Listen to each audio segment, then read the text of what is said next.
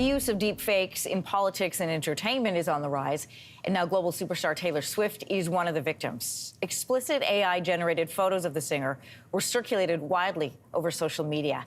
It's a reminder that this form of abuse can target anyone, whether you have a global online following or not. Non-consensual pornography, or NCP, is the sharing of sexually explicit images without permission, and it has long been an issue. But with the introduction of AI and the rapidly improving abilities to create realistic content, experts are warning that tech companies and the law are also responsible for keeping up. Noelle Martin became an activist after she was targeted by non-consensual deepfake pornography, and she's joining us from Perth, Australia this morning. Noelle, thanks for being here. Thank you for having me. What was your experience with this type of abuse, and how did it lead to you advocating for other survivors? So this experience has lasted about 11 years for me, and it actually began when perpetrators took social media photos of me and doctored them into pornography and distributed it on the internet. Over time and over the years, they increased in terms of how many images were shared of me and how graphic they were.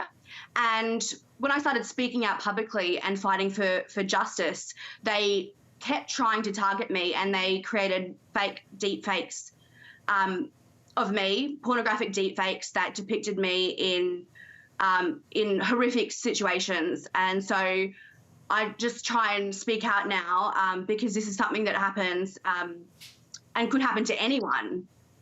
Part of your role as an advocate actually brought you here to Canada, to Ottawa, where you delivered a speech on AI at a conference. Right now in this country, there is no national legislation that explicitly addresses deepfake pornography. There's laws about pornography, making and distributing, but nothing about deepfakes and AI. So what laws are on the books in Australia now, and what can countries like Canada learn from that?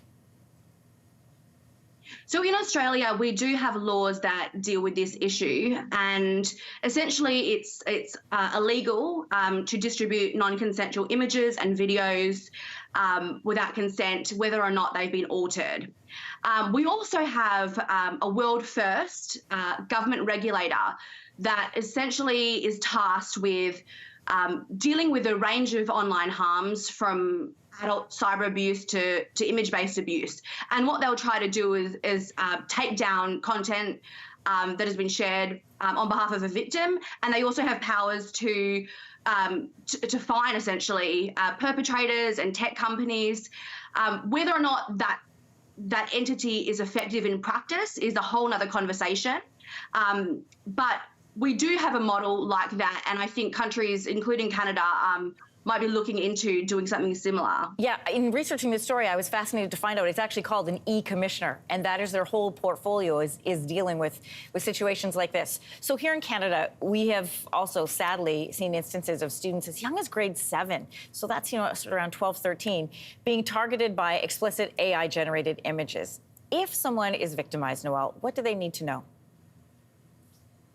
Oh, goodness. Well, what do they need to know? Well, I think it's really important to know that you're not alone, that there are survivors that are mobilizing around the world to fight back, that, you know, you can try and go to the police. Hopefully that there might be some support in the jurisdiction that you're in.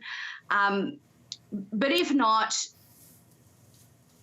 you know, there are survivors forming in coalitions, and I think that would be, you know, one place to go if there's no other form of justice. But you can also go to the tech companies and go directly to them and try and get things removed.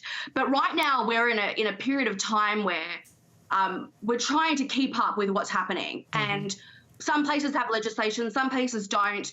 In places that do have it, there's a question about how effective it is. So right now there are moves to create some sort of justice, and that's what we're really fighting for. Noelle, I want to thank you for joining us this morning. There's a whole separate conversation we could have on what tech companies need to do in their responsibilities. But thank you for coming on, sharing your story and some advice for victims as well. Thank you. Hey, thanks for watching. If you liked this, be sure to subscribe here, or you can check out more Your Morning videos right here.